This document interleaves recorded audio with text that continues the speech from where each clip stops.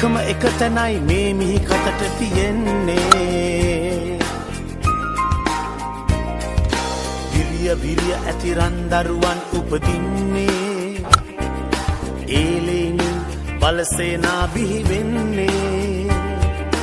එක දජයක් යට ඒ සේනා රොක් වෙන්නේ. යන යන තන ජයෙන් ජය ලබන්නේ. ඒ අභිමානෙන් මව්බිම බැබ